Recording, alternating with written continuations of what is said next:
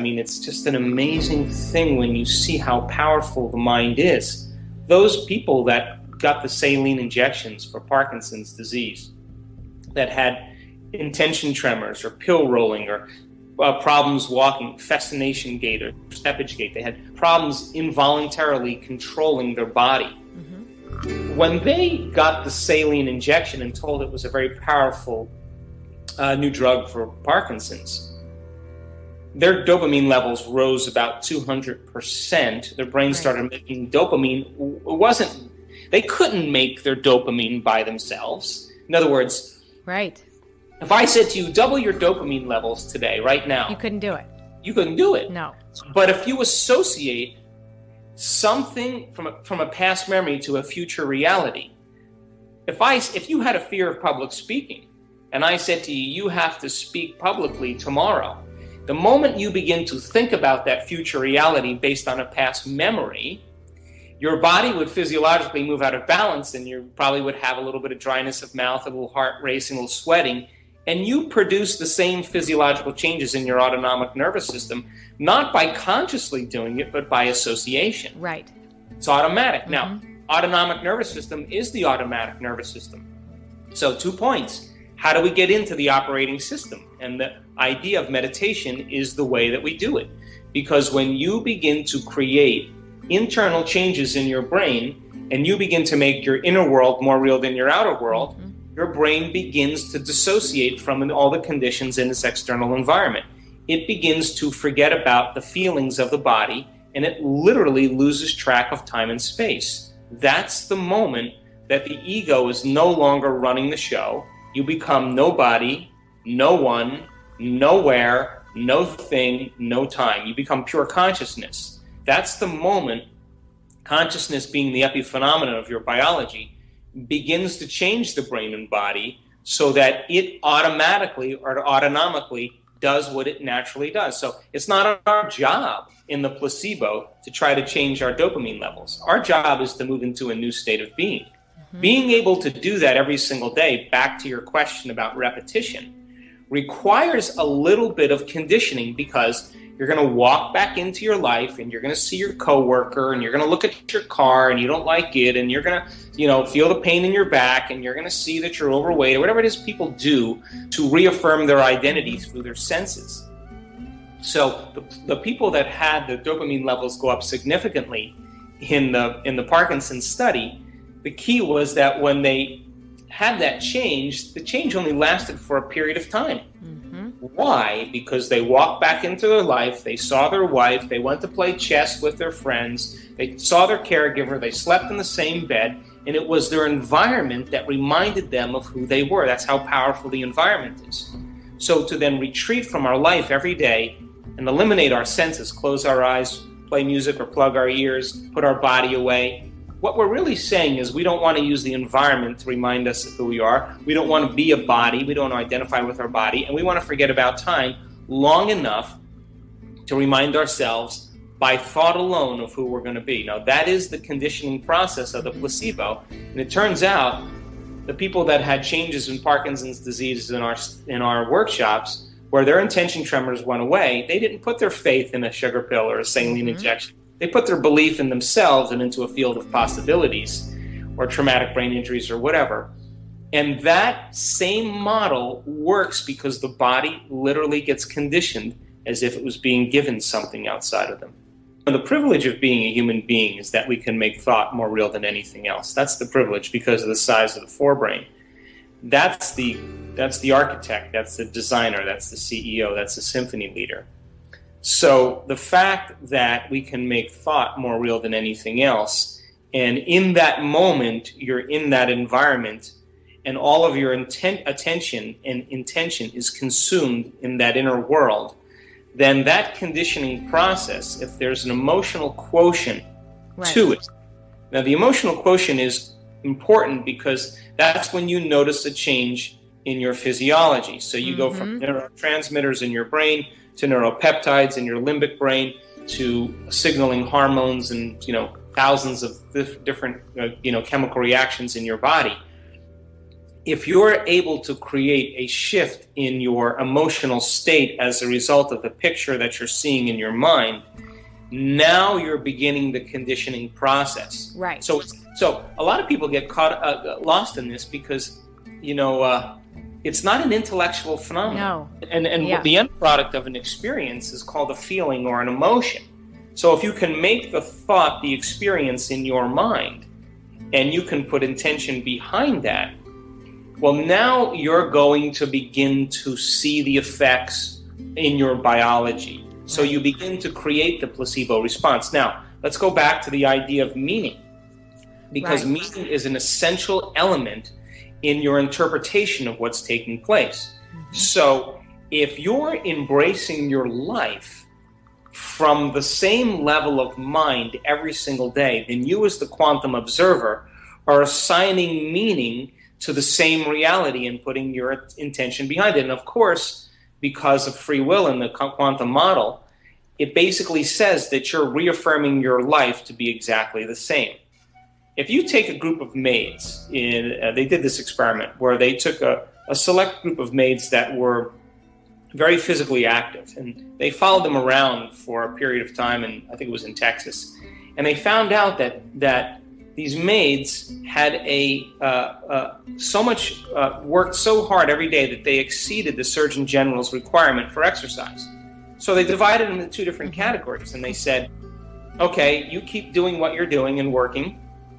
And they took the other group and they said, when you exercise, you guys are actually exceeding the requirement for the Surgeon General. So you're burning more calories than you're eating, and you should be losing weight, and your lean body mass should go down, and your waist size should shrink, and your heart rate should change. These are all the benefits of exercise. Now, the maids for the next month did exactly what they always did.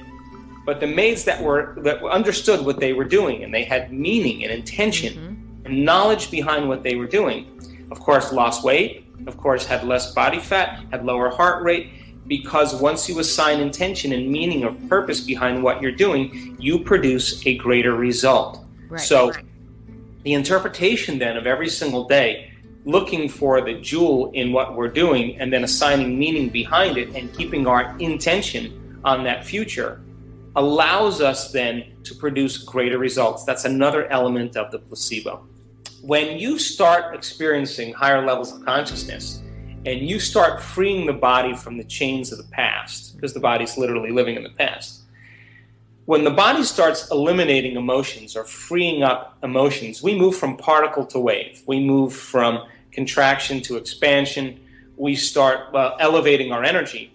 And that energy literally leaves certain parts of the body and it travels up the spinal cord. And when it reaches the reticular activating system, there's a little switch in there called the thalamic gate. And once that information is traveling from the body and it opens that gate, all of us, we've seen this in our studies in our advancing workshops. Once that gate is opened, the body literally is driving all that energy to the brain, and we have pictures of students in our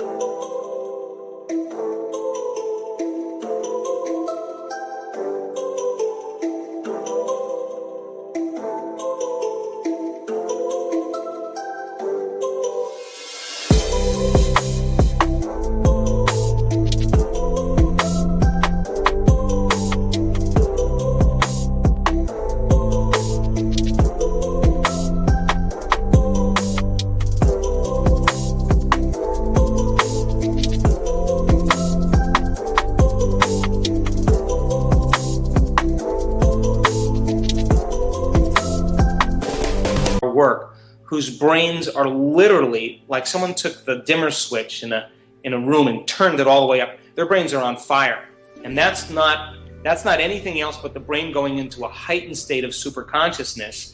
And all of a sudden, that energy that's normally pressed down in the body is now being amplified in the brain. The moment it reaches the brain, it starts intercoursing with the pineal gland, and the pineal gland sprays out all these wonderful neurohormones to sedate the ego. Right. It all of a sudden activates the posterior pituitary, and you start spraying out all this oxytocin. Oxytocin makes its way into the amygdala and goes, let's shut off the circuits with fear. Let's shut off the circuits with aggression. Let's shut off the circuits with sadness and guilt. And you go from selfish to selfless, and all of a sudden you start trusting in the future. You start trusting in everybody. Your heart starts to open. I call that the natural state of being. Now, getting that particular activating system to open up after years of conditioning, after years of unworthiness, after years of fear, after years of whatever, is an act of will. It takes a constant act of volition to be able to make that transformation. That's the alchemist taking base metals and turning it into gold. We're taking primitive emotions and turning them into elevated emotions. And it requires, on our part, a certain amount of effort to do that. So the reticular activating system, in its primitive sense, has a lot to do with the editing process from brain to body and body to brain. But by the same means, it's also the switch that activates higher centers, and the brain goes into high gamma frequency, and that's the moment you'll never forget that experience ever, because it's etched in your three-dimensional architecture cerebrally. Wow, what a great video! I hope you enjoyed this amazing interview with Dr. Joe Dispenza. We are continuing with our daily practice of completing the inspiring quotes. You need to complete the quote with the words that are missing, and if you can do it first and give us the right answer, you're the daily winner. In the previous video we were looking for 2 words of Joe Dispenza's quote. The quote goes like this: master the next moment, and ultimately you'll... The correct answer is...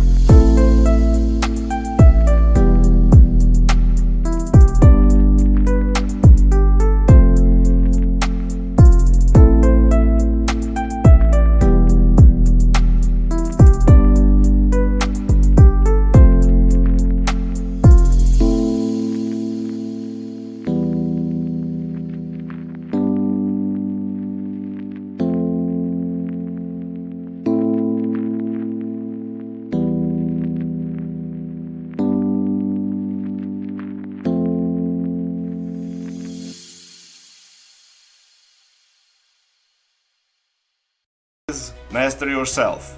So, master the next moment, and ultimately you'll master yourself. Congratulations to everyone with the correct answer. We only had a few wrong answers. Since I know you love Dr. Joe Dispenza, today's quote is also from Joe Dispenza. We are looking for two words. So the quote goes like this: if you want to change a belief or perception, you have to first change your state. Write your answers in the comments below the video and tell me if you love this video and our new way of ending the videos. If you like this video, give your thumbs up and share it with your friends. Help me make this video more popular by sharing it. Even if you're not sure what the correct answer is, try and guess. The first one with the correct answer is the winner. So don't forget to subscribe and hit the bell button and don't miss any of the new videos and new challenges. If you really like what we do here and want to support us, you can join our channel and our community for a symbolic fee and gain many other additional features. You can do that by clicking the join button next to the subscribe button, or you can click on the link in the description of this video. Stay good and have a great day!